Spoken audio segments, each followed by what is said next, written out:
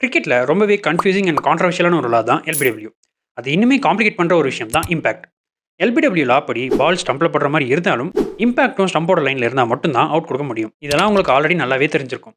ஆனால் அதில் ஏன் இப்படி ஒரு கண்டிஷன் இருக்குன்னு தெரியுமா? இந்த வீடியோவில் பார்ப்போம். எல்பிடபிள்யூ லா கொண்டு வரதுக்கு முக்கியமான காரணம் பேட்ஸ்மேன் ஸ்டம்புக்கு வர பாலை காலால் தடுத்தாடுற பேட் பிளேவை கட்டுப்படுத்துறதுக்காக தான். ஆனால் இப்போ இம்பாக்ட்னு ஒரு விஷயமே இல்லைனா பேட்ஸ்மேன் காலில் பால் பட்டாலே கிட்டத்தட்ட அவுட் கொடுக்குற மாதிரி ஆகிடும். இது ஸ்டம்புக்கு வர பாலை வேணும்னே தடுக்கிற பேட்ஸ்மேனுக்கு ஓகே. ஆனால் ஜென்யூனாக ரன்ஸ் அடிக்க ட்ரை பண்ணுற பேட்ஸ்மேனையும் இது பனிஷ் பண்ணுற மாதிரி ஆகிடும்.